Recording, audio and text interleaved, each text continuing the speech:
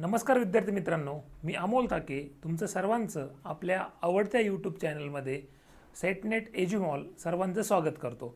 So basically आता ज्यावेळेस आपण सेट एक्झाम घेतो किंवा नेट एक्झाम घेतो त्यामध्ये सर्वात इम्पॉर्टंट पार्ट जो आहे ICT यामध्ये तुम्हाला आउट ऑफ मार्क्स मिळू शकतात, कारण हा खूप सोपा पार्ट आहे, फक्त दुर्लक्षित पार्ट आहे. बरोबर. तर हा जो दुर्लक्षित भाग आहे तर त्याला जर तुम्ही एकदा जर स्ट्रॉंग बनवलं, तुमचा जर एक स्ट्रॉंग पॉईंट बनवला तर इतर मुलांच्या तुलनेत तुमची ती एक्झाम पास पण होण्याची आणि रँक जास्त येण्याची चान्सेस तुम्हाला त्या ठिकाणी जास्त असलेले बघायला मिळतात. सो स्पर्धा परीक्षा कोणती पण असू द्या, ज्या ठिकाणी सगळी मुलं दुर्लक्ष करतात त्या ठिकाणी जर आपण स्ट्रॉंग पॉईंट मिळवला तर त्या केसमध्ये मात्र आपल्याला चांगलं यश मिळताना बघायला मिळतं. आता हा जो टॉपिक आहे बघा, इन्फॉर्मेशन अँड कम्युनिकेशन टेक्नॉलॉजी, तर याचे आजपर्यंत जे काही आपल्याला विचारलेले प्रश्न आहेत त्यांचं आपण यामध्ये डिटेल डिस्कशन करणार आहोत. आणि हे डिस्कशन करत असताना तुम्हाला इथून पुढे पण कशा प्रकारे त्या टॉपिकवरती प्रश्न येऊ शकतात आणि या प्रकरणाचा अभ्यास करत असताना आपण कशा प्रकारे आपला ॲप्रोच ठेवला पाहिजे, आपली दिशा ठेवली पाहिजे, आपली डायरेक्शन ठेवली पाहिजे, तर हे आपल्याला या एकंदरीत सर्व डिस्कशनमधनं समजणार आहे. ठीक आहे. सो सगळ्यात इम्पॉर्टंट पार्टला आपण या ठिकाणी आता सुरुवात करत आहोत. ठीक आहे. चला, तर या ठिकाणी बघा सेटनेट एज्युमॉल हे जे काही आपलं चॅनल आहे तर ते तुम्ही सबस्क्राईब केलं नसेल तर सबस्क्राईब करा, कारण या ठिकाणी तुम्हाला सगळे इम्पॉर्टंट माहिती, ऑथेंटिक माहिती, त्यानंतर तुमचं PYQs यांचं व्यवस्थित डिस्कशन, तुम्हाला एक डायरेक्शन या तुम्हाला चॅनलमधनं नक्की भेटणार आहे. आता आपण पाठीमागं विचारलेला एक पहिला प्रश्न घेऊया. आणि हा जो प्रश्न आहे बघा, हा प्रश्न आहे which of the following is the correct full form of HTML, किंवा मराठीमध्ये ज्याला आपण म्हणतो HTML या शब्दाचा पूर्ण फुल फॉर्म जो आहे तर तो काय आहे. ठीक आहे. सो HTML कशाला म्हणतात, तर बेसिकली जर बघायला गेलं तर HTML काय आहे, एक हायपर टेक्स्ट मार्कअप लँग्वेज. काय आहे ती, hyper text markup language. So या ठिकाणी जर तुम्ही बघितलं, हा जो हायपर आहे तर त्यातला H घेतला आहे, हा जो टेक्स्ट आहे तर त्याच्यातला T घेतला आहे, हा जो मार्कअप आहे तर त्यातला M घेतला आहे, आणि हे जे लँग्वेज आहे त्यातलं L घेतलं आहे. बरं, आता हे काय आहे. ठीक आहे. सो HTML म्हणजेच काय, तर हायपर टेक्स्ट मार्कअप लँग्वेज म्हणजे ही एक भाषा आहे. ठीक आहे. सो जसं तुम्ही बघा एखादी ज्या वेगळ्या वेगळ्या लँग्वेजेस आहेत, लँग्वेजेस म्हणजे कसं असतं बघा, की सपोज उदाहरणार्थ एखादं कॉम्प्युटर आहे, बरोबर. आता आपल्याला जी गोष्ट पाहिजे आहे तर ती या कॉम्प्युटरला, मशीनला समजत नाही, मग त्याला समजणारी जी भाषा आहे, राईट, तर ती भाषा आपण वेगळ्या वेगळ्या तयार केलेल्या आहे. मग यासाठी C लँग्वेज असेल, C++ असेल, जावा असेल, पायथन असेल, त्याच प्रकारे HTML हा त्यातलाच एक प्रकार आहे. सो हे जे HTML आहे, हायपर टेक्स्ट मार्कअप लँग्वेज, तर आपण कुठे वापरतो, सो आपण जे वेब पेज बनवतो, वेब पेज. आता हे वेब पेज काय असतं ते पण तुम्हाला सांगतो. वेब पेज, सो जे आपले तुम्ही एखादी कोणती पण गोष्ट, सपोज तुम्हाला Amazonवरनं काहीतरी ऑर्डर करायची आहे, तुम्ही Amazon.com ज्यावेळेस तुम्ही गुगलवरती टाकतात किंवा तुमच्या ब्राउझरवरती टाकतात तर तुम्हाला जे एक पेज दिसतं की ज्या पेजवरनं तुम्ही काहीतरी विकत घेतात किंवा काहीतरी ऑर्डर करतात किंवा झोमॅटोवरती जातात. ठीक आहे. सो तुम्ही गुगल क्रोमवरती किंवा जे तुम्ही ब्राउझर यूज करतात, ठीक आहे, गुगल क्रोम असेल, मायक्रोसॉफ्ट एज असेल, फायरफॉक्स असेल, हे ब्राउझर्स आहेत, वेगळे वेगळे सर्च ब्राउझर्स म्हणतो आपण त्यांना, शोध घेणारे मीडियम्स, राईट. सो या ब्राउझर्सवरती ज्यावेळेस तुम्ही क्लिक केलं तर या ब्राउझरवरती तुम्हाला एक ॲड्रेस टाकावा लागतो. त्यावेळेस तुम्ही ज्यावेळेस त्यावरती क्लिक करतात तर ते तुम्हाला ज्या पृष्ठभागावरती घेऊन जातं किंवा ज्या पेजवरती घेऊन जातं त्याला आपण वेब पेज असं म्हणतो, म्हणजेच त्यांचा अधिकृत एक पेज. ठीक आहे. तर त्या पेजला बनवण्यासाठी जी लँग्वेज वापरतात तर ती आहे तुमची HTML, ज्यालाच आपण हायपर टेक्स्ट मार्कअप लँग्वेज असं पण म्हणतो. समजलं आहे सर्वांना. सो तुम्ही www. Say for example any पण एखादी मिनिस्ट्री असेल, ठीक आहे ना, www.agricultureministry.com, तर तुम्ही ॲग्रिकल्चर मिनिस्ट्रीच्या वेब पेजवरती तुम्हाला नेलं जातं आणि तिथं तुम्हाला सगळी माहिती भेटते. बरोबर आहे की नाही, की आता कृषी मंत्री कोण आहे, आता कृषी विभागाचे धोरणं कोणते आहेत. सो त्या कृषी विभागाने त्यांचं हे एका स्टोरेजवरती स्वतःचं एक पेज स्वतःचा डोमेन घेतलेला असतो आणि त्यावरती एक स्वतःचं पेज बनवलेलं असतं. ते पेज जे आहे तर त्या पेजला बनवणारी जी भाषा आहे, म्हणजे ते पेज तुम्हाला दिसतं बघा, इकडे फोटो दिसतो, खाली माहिती दिसते, राईट. सो ते जे पेज आहे त्याला आपण वेब पेज असं म्हणतो आणि त्याला बनवण्यासाठी आपण जी लँग्वेज वापरतो त्याला आपण HTML hyper text markup language असं म्हणतो. चला आता पुढचा प्रश्न घेऊया आपण. पुढचा प्रश्न, भारतात सर्वसामान्य जनतेसाठी इंटरनेट सुविधा कोणत्या वर्षी सुरू करण्यात आली? आता तुम्हाला सर्वांना इंटरनेट म्हणजे काय माहिती आहे. तर ही जी इंटरनेट सेवा आहे तर ती भारतामध्ये सर्वसामान्य लोकांना कोणत्या वर्षी सुरू करण्यात आली? सो याचं राईट आन्सर काय आहे? 1995. कधी आहे? 1995. जर तुम्ही या ठिकाणी जर बघितलं तर 15 ऑगस्ट 1995 साली 15 ऑगस्ट 1995 साली ही जी काही इंटरनेट सुविधा आहे तर ती इंटरनेट सुविधा सर्वसामान्य जनतेसाठी सुरू केली. पण भारतातील पहिली इंटरनेट सेवा असा जर प्रश्न विचारला तर तो मात्र 1986 आहे. लक्षात घ्या, इथे तुम्हाला ट्रिक आहे, थोडीशी ट्रिकी क्वेश्चन आहे. भारतात सर्वात पहिल्यांदी इंटरनेट कधी सुरू झालं? 1986ला सुरुवातीला. पण ते जे इंटरनेट होतं ER नेट, ठीक आहे, ER नेट म्हणून, म्हणजेच एज्युकेशनल अँड रिसर्च नेटवर्क, म्हणजे तुम्हाला फक्त शैक्षणिक काम व संशोधन काम या या दोन कामांसाठीच, ज्याला आपण एज्युकेशन अँड रिसर्च म्हणतो. काय म्हणतो आपण त्याला? Education and research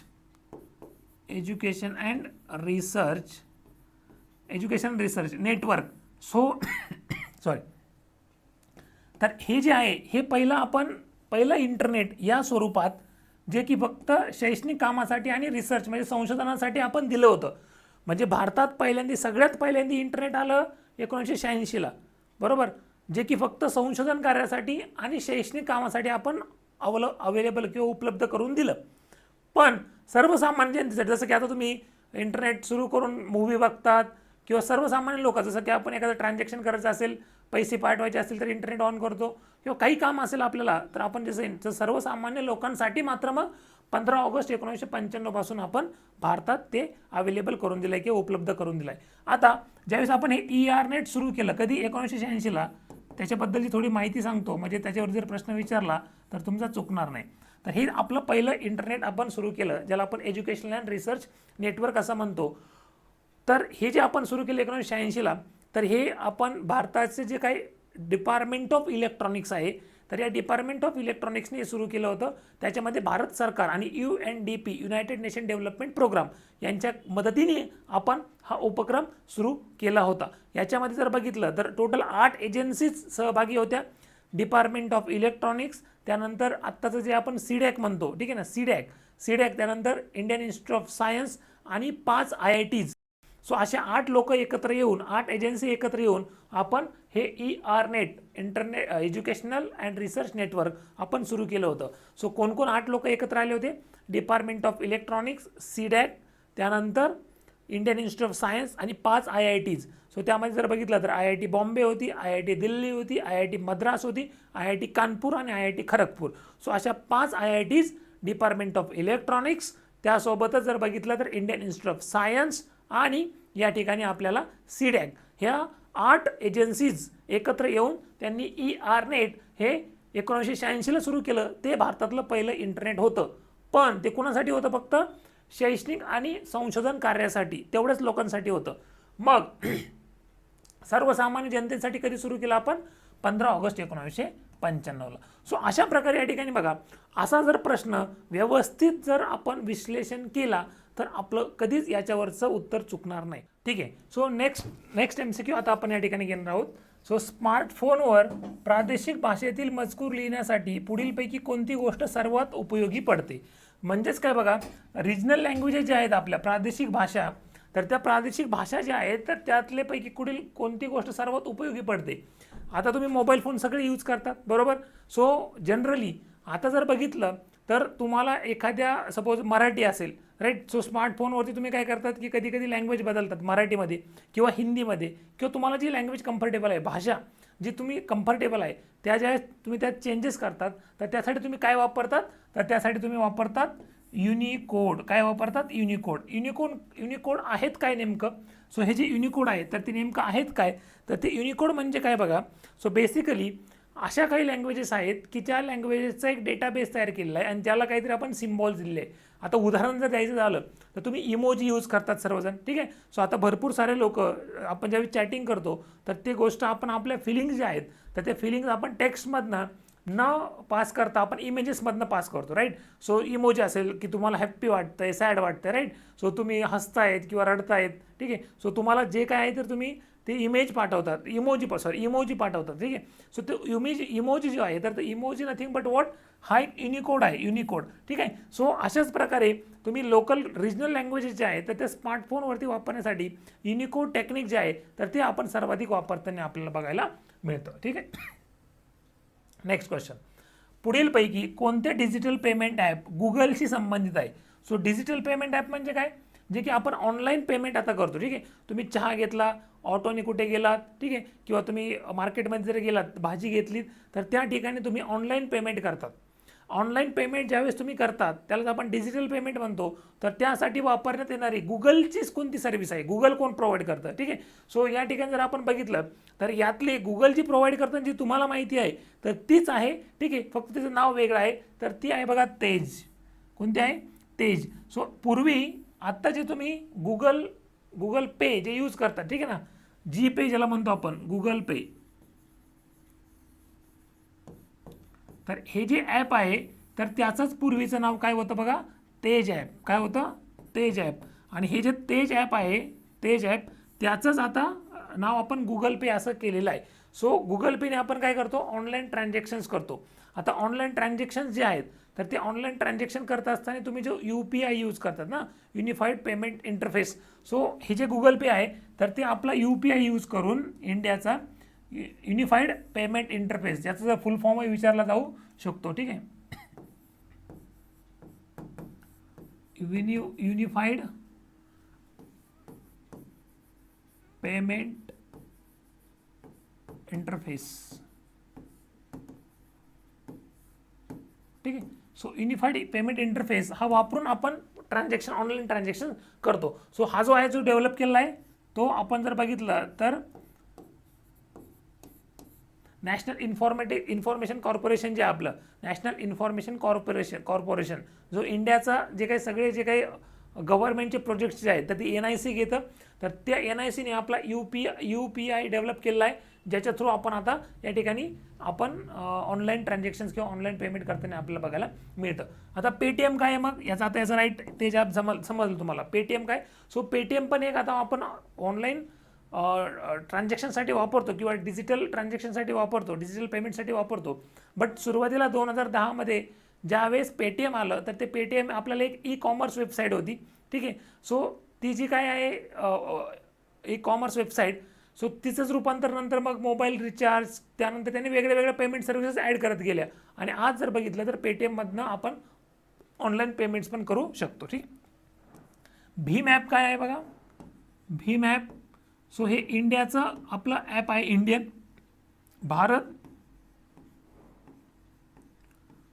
Bharat interface for money. Bharat interface for money.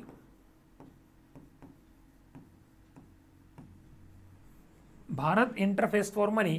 So हा जो आहे बघा भारत इंटरफेस फॉर मनी, तर हा भीम ॲपचा फुल फॉर्म आहे.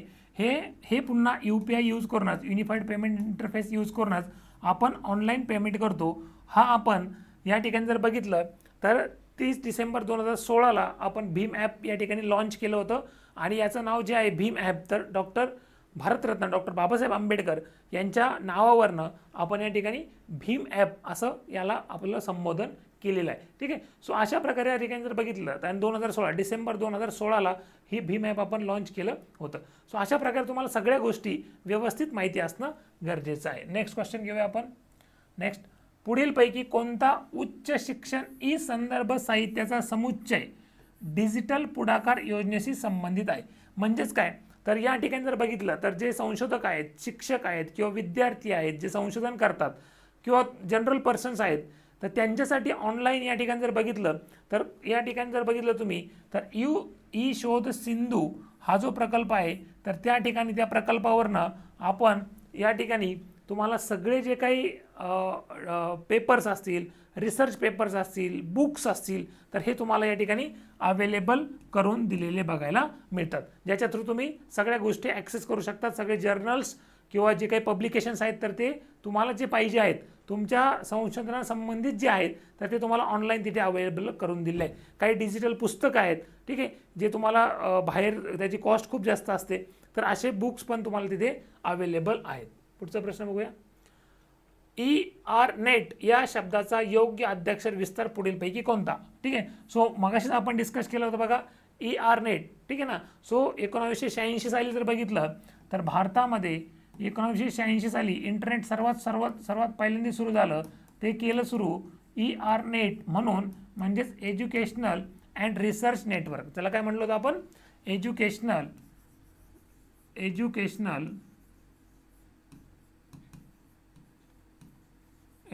And research network.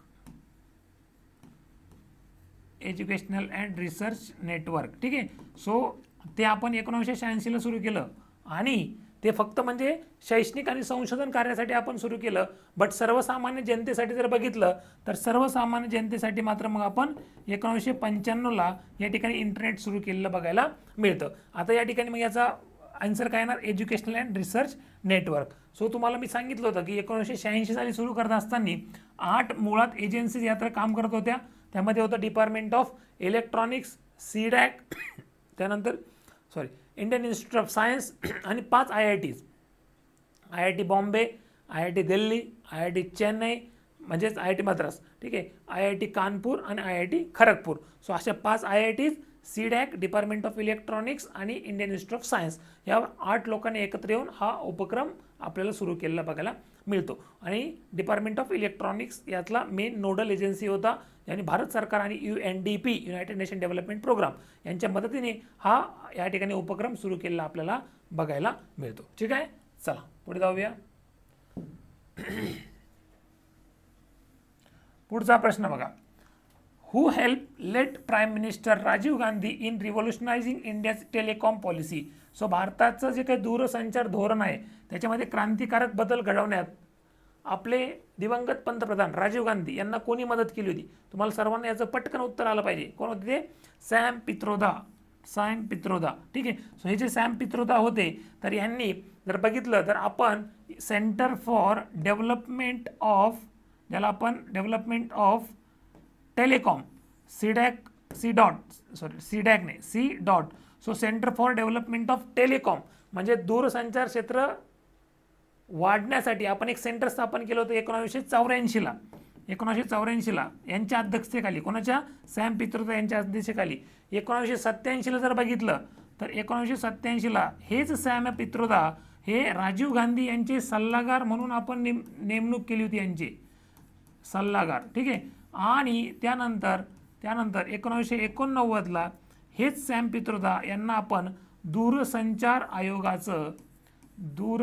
आयोगाचे अध्यक्ष केलेलं बघायला मिळतं. दूरसंचार आयोगाचे अध्यक्ष यांना आपण नेमलेलं बघायला मिळतं. मग यांनी, हे जे सॅम पित्रोदा होते, तर यांनीच आपल्या दूरसंचार क्षेत्रामध्ये म्हणजे टेलिकॉम फील्डमध्ये जी क्रांती घडवली त्याचं सर्व श्रेय हे सॅम पित्रोदा यांना गेलेलं आपल्याला बघायला मिळतं. इवन इनफॅक्ट राजीव गांधी हेच एक ज्यांना काय म्हणता येईल की एक वैज्ञानिक दृष्टिकोन असलेले व्यक्ती होते, आणि त्यांनी त्या ठिकाणी इंडस्ट्रियल डेव्हलपमेंट म्हणजे औद्योगिक विकास आणि दूरसंचार विकास यावरती खूप मोठ्या प्रमाणात काम केलेलं आपल्याला बघायला मिळतं. इवन मारुती सुझुकी जे आहे त्याचं पहिला प्लॅन्ट आपल्याला त्यांच्याच काळामध्ये आलेला बघायला मिळतो. आणि दिवंगत पंतप्रधान राजीव गांधी यांनी जे त्यावेळेसच्या धोरणं आखले त्याचे आज आपल्याला फळं मिळताना बघायला मिळतात. आज आपण जे 5G नेटवर्क वापरतो, 6G कडे जे चाललो आहोत, ठीक आहे, त्यानंतर आपण हे जे काही सगळं आज डेव्हलपमेंट झाली आहे, इथे आपण कुठेतरी एका ठिकाणी रेकॉर्ड केलेलं लेक्चर तुम्ही जे बघत आहात आज, ठीक आहे, आणि एकदम HD मध्ये बघू शकतात, तेवढी फ्रिक्वेन्सी आपण डेव्हलपमेंट केलेली आहे. सो या सगळ्या गोष्टी शक्य झाल्या त्यावेळेच्या पॉलिसीजमुळे. ठीक आहे. चला, त्यानंतर नंदन निलेकणी तुम्हाला सर्वांना माहिती आहे. सो RBIने, रिझर्व्ह बँक ऑफ इंडियाने डिजिटल पेमेंटवरती एक कमिटी अपॉइंट केली होती. डिजिटल पेमेंट्स याच्यावरती एक कमिटी अपॉइंट केली होती, त्याचे रेकमेंडेशन इंधन निलेकणी यांनी चांगल्या केल्या आणि त्याचप्रमाणे ते इम्प्लिमेंट केले. नंदन निलेकणी हे आधारचं जे UIDAI आहे, ठीक आहे ना, तर त्याचे पण अध्यक्ष आपल्याला काही काळ असलेले बघायला मिळतात. चला पुढे जाऊया. पुढीलपैकी कोणते मूलतः इन्स्टंट मेसेंजर ॲप आहे? लक्षात घ्या, इन्स्टंट मेसेंजर ॲप, ठीक आहे. सो हे सगळे जरी सोशल मीडिया ॲप असले तर यातलं इन्स्टंट मेसेंजिंग ॲप ज्याला म्हणतात, ठीक आहे, तर ते कोणतं आहे? फक्त व्हॉट्सॲप. कोणतं आहे? व्हॉट्सॲप. सो 2009 व्हॉट्सॲप आलं, आपल्याला माहिती आहे. 2014 हेच व्हॉट्सॲप फेसबुक कंपनीला विकलं गेलं. फेसबुक कंपनीने ते विकत घेतलं आणि आता फेसबुक कंपनीकडेच व्हॉट्सॲपचा अधिकार असलेला बघायला मिळतो. पण ते सुरू कधी झालं तर 2009 साली.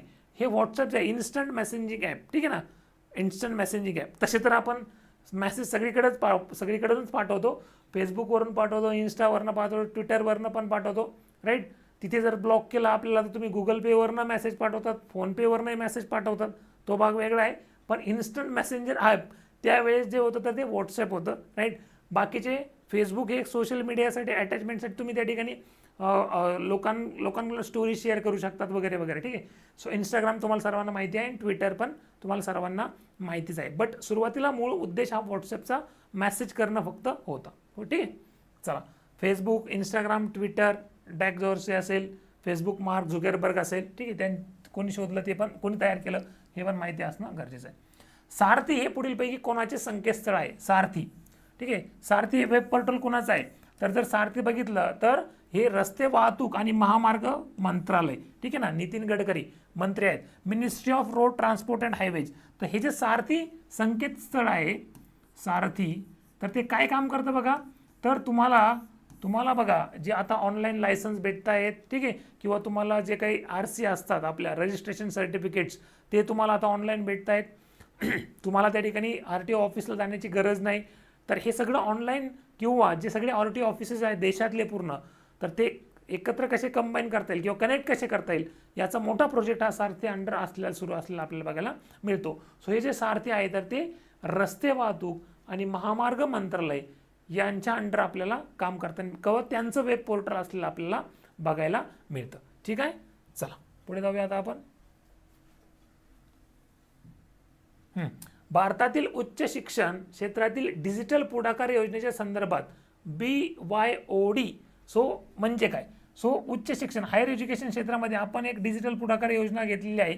डिजिटल पुढाकार योजना संदर्भात BYOD म्हणजे काय? Bring user on devices. So म्हणजेच काय? तुमचे जे युजर्स आहेत तर त्यांना डिव्हाइसवरती घेऊन या. सो उच्च शिक्षण क्षेत्रातील डिजिटल पुढाकार योजना म्हणजे तुम्ही कशा प्रकारे डिजिटल डिव्हाइसेसचा वापर करून, ऑनलाईन शिक्षणाचा वापर करून लोकांपर्यंत पोहोचू शकतात हायर एज्युकेशनमध्ये.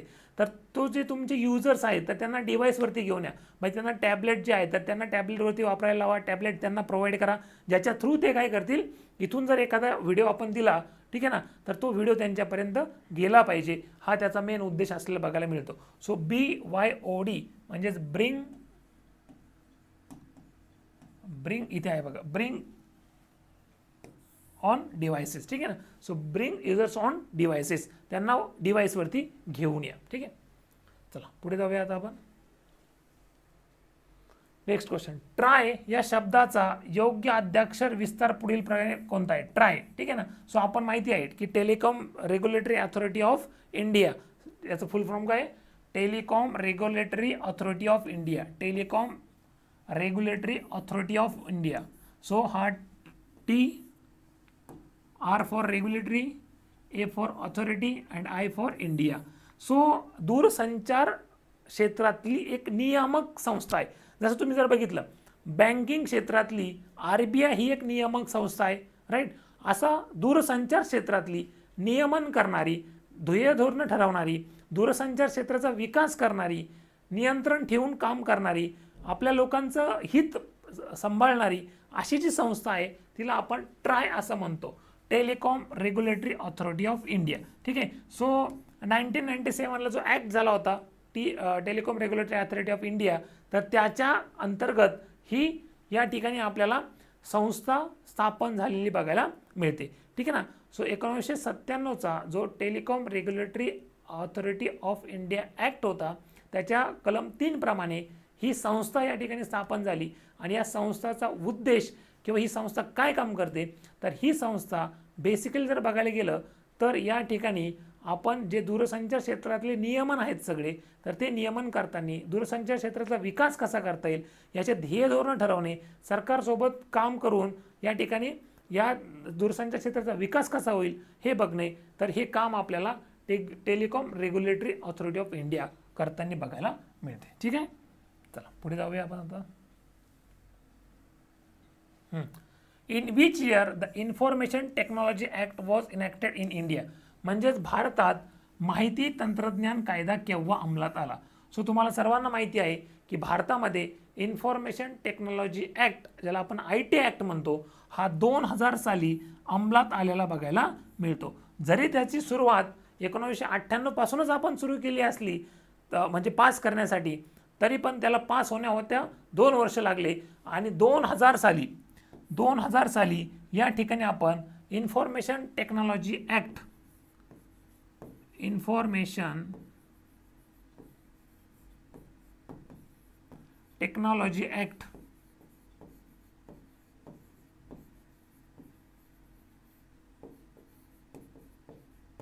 हा 2000 साली आपल्याला पास झालेला बघायला मिळतो, ज्याला आपण शॉर्ट फॉर्ममध्ये IT ॲक्ट असं पण म्हणतो. IT act 2000. सो बेसिकली हा कायदा काय आहे, तर हा कायदा जर बघितलं तर मुळात हा कायदा सायबर क्राईम्स जे आहेत, म्हणजे ऑनलाईन क्राईम्स जे वाढलेले आहेत आत्ता सध्या, तर त्या ऑनलाईन क्राईम्सला, सायबर क्राईम्सला आळा घालण्यासाठी हा कायदा आपण या ठिकाणी आणलेला आहे. ठीक आहे. सो या कायद्याप्रमाणेच आत्ता जे काही सायबर क्राईम्स होतात, तर ते सायबर क्राईम्स रोखण्यासाठी आपण मुळात यांचा उपयोग करतो. ठीक आहे. सो म्हणजे उपयोग करतो म्हणजे काय, या कायद्याप्रमाणे आपण त्यांना शिक्षा देतो, ज्याने सायबर क्राईम्स कमी होतील. ठीक आहे. ऑनलाईन क्राईम्स असतील, ट्रान्झॅक्शन्स क्राईम्स असतील, किंवा तुम्हाला कोणी फसवत असेल, ठीक आहे, हे सगळ्या ज्या गोष्टी आहेत, तर त्यासाठी आपण IT ॲक्ट 2000 आणलेला आहे. ठीक आहे. किंवा तुमचे आता ऑनलाईन माध्यमातून तुमचे स्वातंत्र्य कसे असले पाहिजेत, राईट, कारण हे क्षेत्र जसं डेव्हलप्ड होते त्याप्रमाणे आपल्याला आपले कायदे पण बदलावे लागत आहेत. ठीक आहे. चला पुढे जाऊया. भारतातील पहिल्या परम संगणकाचे विकासात कोणी महत्त्वाची भूमिका बजावली. So who played an important role in the developing the first super computer in India. So पहिली तर गोष्ट तुम्हाला सर्वांनी याचं उत्तर माहितीच असेल, नसेल तरी तुम्हाला कळून जाईल या ऑप्शनवरनं.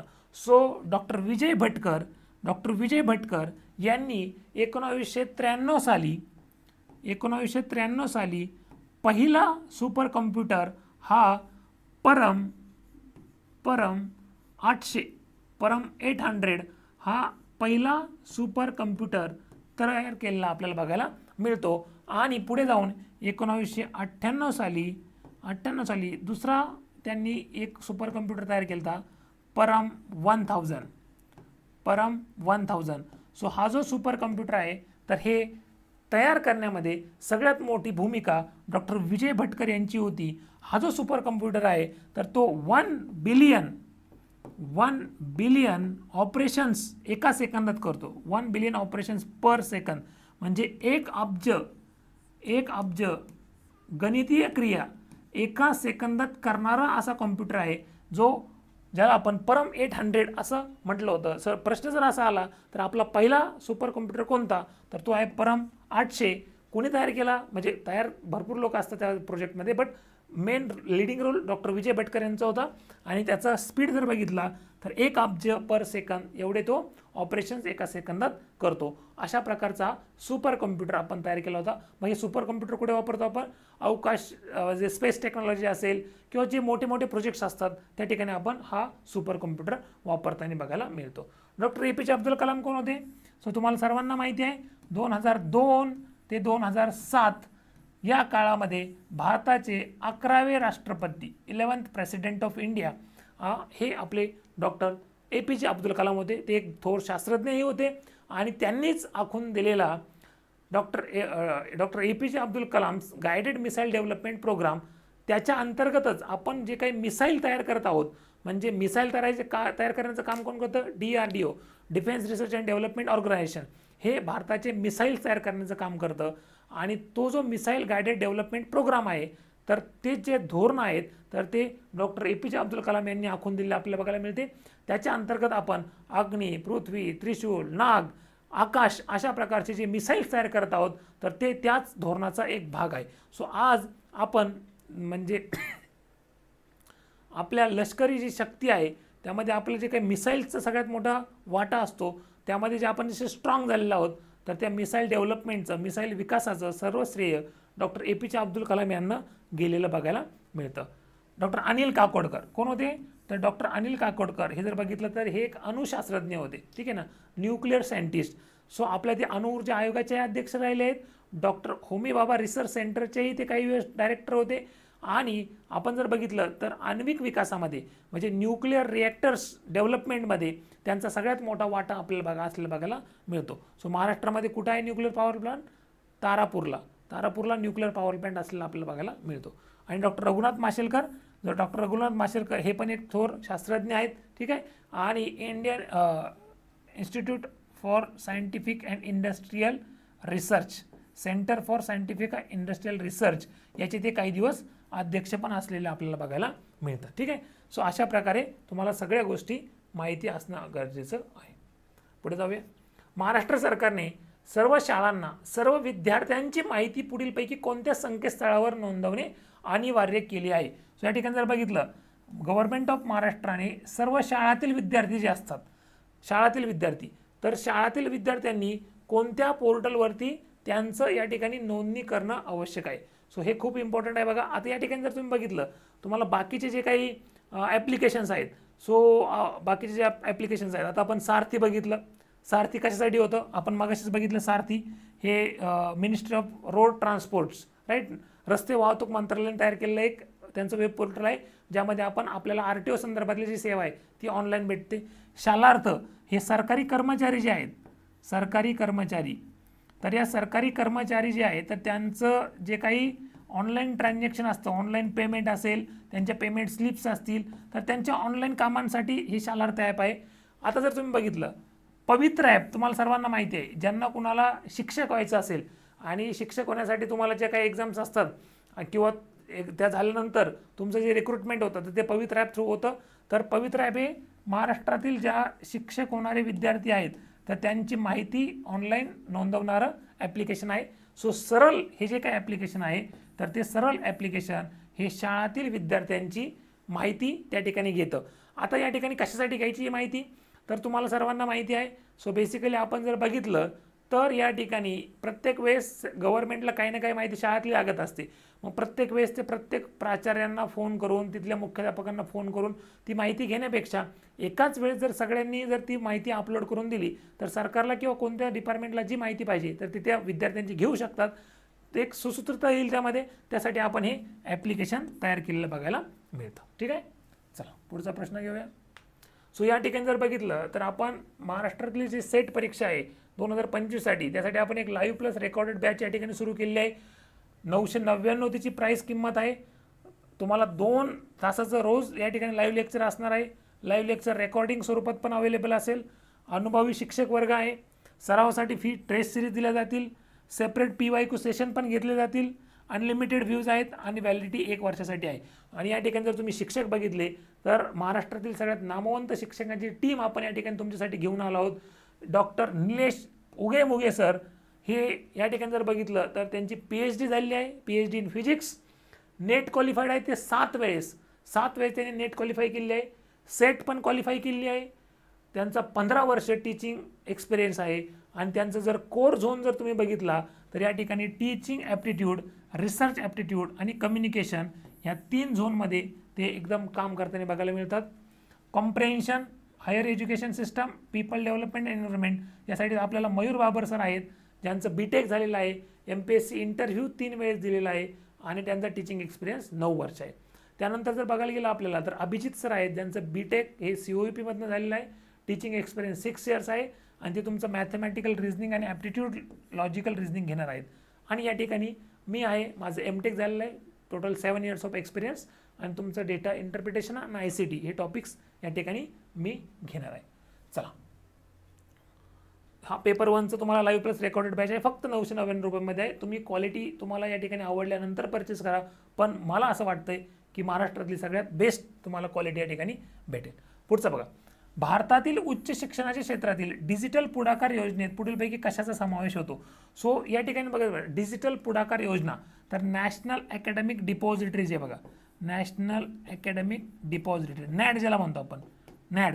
So national academic depository. आता ही काय आहे बघा, तर याच्यामध्ये काय आहे ना, तुमचे सगळे जे सर्टिफिकेट्स असतील, सगळं तुमचं जे काही सगळे सर्टिफिकेट्स असतील, सगळ्या शैक्षणिक संस्थांमधले सर्टिफिकेट्स, तर हे त्या ठिकाणी वरती तिथे अपलोड केलेले आहेत. म्हणजे तुम्हाला कोणताही गोष्ट स्वतः कॅरी करण्याची गरज नाही, स्वतःजवळ ठेवायची गरज नाही.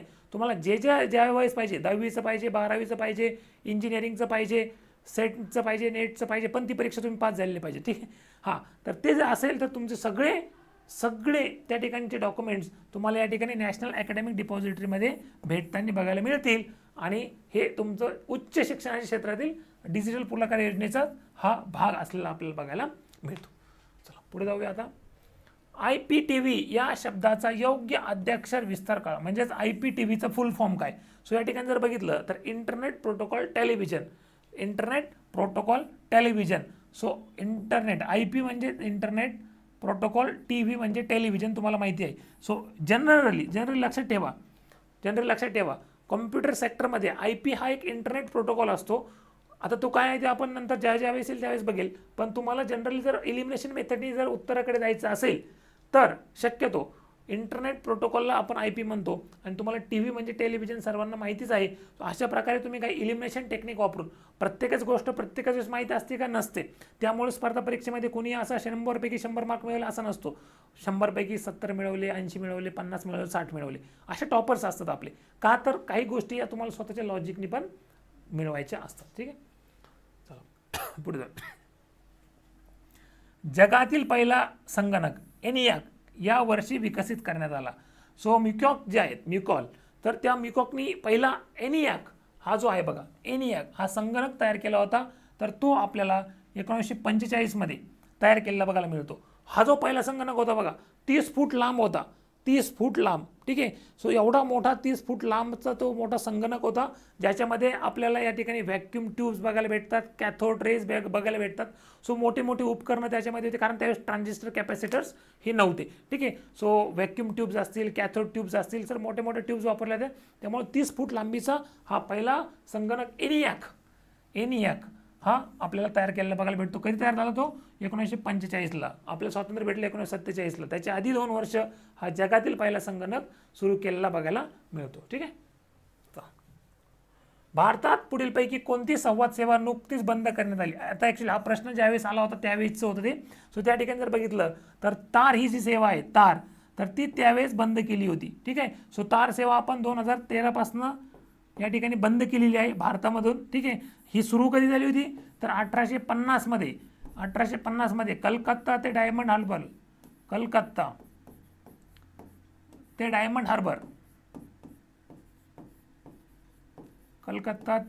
Diamond harbour. तर अशी ही सर्वात पहिल्यांदा आपण म्हणजे सुरू करताना पहिल्यांदा तार जी पाठवली गेली तर कलकत्त्यावरून डायमंड हार्बरला पाठवली गेली. त्यानंतर 1854 मध्ये, म्हणजे तोपर्यंत तर ही फक्त ईस्ट इंडिया कंपनीचे लोकच वापरायचे. त्यानंतर 1854 मध्ये मग सर्वसामान्य भारतीय लोकांना पण ती वापरण्यास सुरू केली. पण त्यानंतर आता तिचा काही वापर होत नव्हता. ठीक आहे. त्यामुळे आपण 2013 साली तार ही सर्व्हिस बंद केलेली आपल्याला बघायला मिळते. दूरध्वनी, आपल्याला माहिती मोबाईल आपण जे वापरतो. सो पूर्वी जे आपले दूरध्वनी फोन होते, टेलिफोन्स, तर ते अलेक्झांडर ब्रेन यांनी सुरू केलेले आहे. त्यांनी शोधलं होतं. ठीक आहे. त्यांनी स्वतःच्या घरात पहिला फोन तयार केला होता. हे तुम्हाला सर्वांना माहितीच आहे. टपाल सेवा आता सुरूच आहे. फॅक्स हे दूरध्वनीचाच एक टाईप असतो, पण तो विथ प्रूफ येतो. ठीक आहे. सो एखादा व्यक्ती काही बोलला असेल, मी काही बोललो, तर ते रेकॉर्ड होऊन प्रिंट होऊन तिकडे प्रूफ म्हणून जातं. त्याला आपण फॅक्स असं म्हणतो. ठीक आहे. चला, हां, महाराष्ट्रात शिक्षक म्हणून नोकरी करणाऱ्या इच्छुकांना स्वतःची माहिती पुढीलपैकी कोणत्या संकेतस्थळावर नोंदवणे आवश्यक आहे? सो ज्यांना कोणाला टीचर व्हायचं आहे, शिक्षक, तर त्यांनी आपली माहिती कोणत्या ॲपवरती नोंदणं आवश्यक आहे? सो दॅट गव्हर्नमेंटकडे तुमचा डेटा असेल तर ते ॲप आहे बघा तुमचा पवित्र ॲप. कोणता आहे? पवित्र ॲप. सो तुम्हाला आता माहिती आहे सरळ ॲप कशासाठी वापरला आपण? सो जे शाळेतील विद्यार्थी आहेत तर त्या शाळेतील विद्यार्थ्यांची माहिती, मग त्यांना योजना द्यायची असेल, त्यांना शिष्यवृत्ती द्यायची असेल किंवा ज्या ज्या गोष्टीसाठी तो डेटा लागतो तर तो डेटा मिळवण्याचं काम त्या ठिकाणी गव्हर्नमेंटला त्या ॲप्लिकेशनमधनं होईल, सोयीस्कर होईल. म्हणून आपण हे सरळ ॲप घेतलेलं आहे. पवित्र ॲप कळालं, सरळ ॲप कळालं, ठीक आहे. पुढे जाऊया. भारतीय डिजिटल राष्ट्रीय ग्रंथालय संदर्भात पुढीलपैकी कोणते विधान योग्य नाही? सो लक्षात घ्या.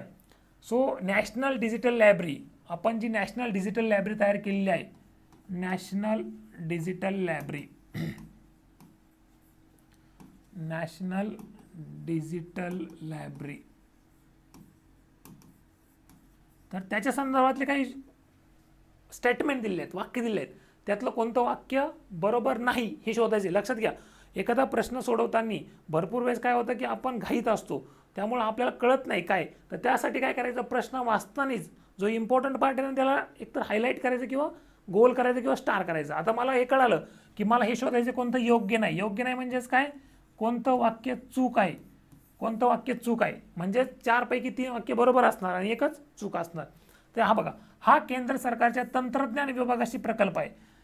हा केंद्र सरकारच्या तंत्रज्ञान विभागाशी प्रकल्प नसून हा केंद्र सरकारचा मानव संसाधन आणि विकास या विभागाशी संदर्भित असलेला प्रकल्प आहे. ठीक आहे, तर हा कोणता आहे, हा केंद्र सरकारच्या मानव संसाधन व विकास, मानव संसाधन विकास, मानव संसाधन विकास या रिलेटेड या विभागाशी संबंधित प्रकल्प आहे, ज्याला आपण ह्युमन रिसोर्स अँड डेव्हलपमेंट असं पण म्हणतो, HRD, ministry of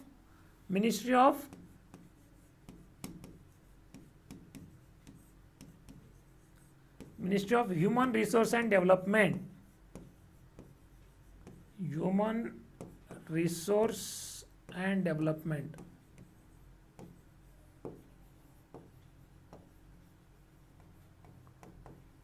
human resource and development, ज्याला आपण मानव संसाधन विकास असं पण म्हणतो. एक खिडकी शोध सुविधा असलेला हा शैक्षणिक संदर्भात साहित्यातला आभासी साठा आहे. बरोबर, म्हणजेच काय बघा, नॅशनल डिजिटल लायब्ररी म्हणजे काय की या ठिकाणी तुम्हाला जे पाहिजे पुस्तक ते सगळे पुस्तक अवेलेबल आहेत, तुम्हाला जे पाहिजे जे जर्नल्स अवेलेबल आहेत, सगळे संशोधन प्रकल्प ज्याला आपण पेपर म्हणतो, रिसर्च पेपर्स, ते अवेलेबल आहेत. सगळं अवेलेबल करून दिलेलं आहे तुम्हाला नॅशनल डिजिटल लायब्ररीमध्ये. तुम्हाला जे वाचायचं असेल तिथे जायचं, तिथे सर्च करायचं, तुम्हाला तिथे भेटेल, तुम्ही ते वाचू शकतात. अजून एक महत्त्वाची गोष्ट, जे आपले दिव्यांग लोक आहेत की जे वाचू शकत नाहीत तर त्यांच्यासाठी पण त्या ठिकाणी सुविधा उपलब्ध करून दिलेली आहे. तर हा संदर्भ साहित्याला आभासी साठा आहे. हे ग्रंथालय दिव्यांग अभ्यासकांना सहजपणे वापरता येते, हो येते वापरता. ठीक आहे, हा ग्रंथालयाचा विकास भारतीय तंत्रज्ञान संस्था IIT खरगपूरने केला आहे. बरोबर, हा जो प्रकल्प आहे तर तो आपण IIT खरगपूरच्या सोबत केला होता. सो अशा प्रकारे जर बघितलं तर या ठिकाणी हे तिन्ही वाक्य बरोबर आहेत. फक्त एकच वाक्य की हा केंद्र सरकारच्या तंत्रज्ञान विभागाशी संबंधित प्रकल्प नसून मानव संसाधन विकास विभागाशी संदर्भात त्या रिलेटेड प्रोजेक्ट असलेला आपल्याला बघायला मिळतो. चला पुढे जाऊया. पुढील पैकी चूक जोडी ओळखा. म्हणजे लक्षात घ्या, जे आपल्याला विचारलं असतं त्याला गोल करून घ्यायचं डायरेक्टली. ठीक आहे ना. .ttf फॉन्ट स्टाईल, बरोबर. सो .ttf काय आहे, फॉन्ट स्टाईल असतो. .wav म्हणजे ह्या फाईल आहेत बरं का, लक्षात घ्या, फाईल आहेत म्हणजे कोणती फाईल आहे. सो .ttf ही फॉन्ट फाईल आहे, .wav ही ऑडिओ फाईल आहे. म्हणजे तुम्ही जे सपोज आता मी काही बोलतो आहे, ही ज्यावेळेस रेकॉर्ड करून तुम्हाला ती फाईल दिली जाते तर त्या फाईलचा टाईप कोणता असतो कळालं. आता जसं तुम्हाला माहिती PDF, राईट, PDF फाईल काय असते, वर्ल्ड फाईल काय असते, एक्सेल फाईल काय असते, म्हणजे आपण माहिती कोणत्या प्रकारच्या फाईलमध्ये सेव्ह केलेली आहे, राईट. सो आपण वेगळ्या वेगळ्या प्रकारच्या फाईल आहेत त्याच्यामध्ये आपण ही माहिती सेव्ह करू शकतो. त्यामध्ये म्हणजे जसं की बघा, व्हिडिओ रेकॉर्ड करलेली व्हिडिओ वेगळी फाईल आहे, ऑडिओ वेगळी आहे, कळालं. तुम्ही बघतात ना की MP4 आला की ह्या टाईप्स असतात फाईलचे. ठीक आहे. सो JPG ग्राफिक फाईल म्हणजे ज्यावेळेस मी तुम्हाला एखादा, आता माझ्याकडे मोबाईल आहे, मी मोबाईलवरती एखाद्याचा फोटो घेतला आणि तो तुम्हाला पाठवला तर ती फोटो ज्यात सेव्ह झाला आहे, स्टोअर झाला आहे, तर ती फाईल झाली तुमची .jpg फाईल. JPG आहे, JPEG आहे, वेगळ्या वेगळ्या फाईल्स आहेत, पण JPG इमेज फाईल आहे. आता जर सपोज मी बोलत आहे आणि मी फक्त रेकॉर्डिंग ऑन केलं आणि माझं फेस वगैरे हे नाही, फक्त आवाज रेकॉर्ड करून तुम्हाला पाठवला तर ती झाली .wav म्हणजे ऑडिओ फाईल. फॉन्ट फाईल ही .ttf आहे. मग जर बघितलं .exe तर ही एक्सक्लुझिव्ह डेटा फाईल नाही, तर ती एक्झिक्युटेबल डेटा फाईल आहे, ठीक आहे ना. सो एक्सक्लुझिव्ह नसून ती एक्झिक्युटेड फाईल आहे, एक्झिक्युटेबल डेटा फाईल आहे, ठीक आहे ना. सो .exe फुल फॉर्म जो दिलेला आहे तो या ठिकाणी चुकीचा आहे, हे चुकीचं आहे, बाकी सगळे बरोबर आहे. आणि चूक जोडी विचारली आहे म्हणून याचं उत्तर येणार .exe. So .exe is an executable file format, ठीक आहे.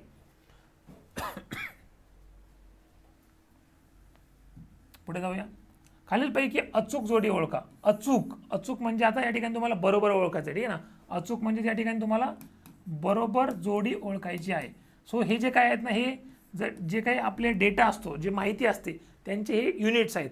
सो 1 किलोबाईट म्हणजे ॲक्च्युली 10⁻³ असतो. 1 किलोबाईट म्हणजे 10⁻³ बाईट. 1 मेगाबाईट म्हणजेच 10⁻⁶ असतो.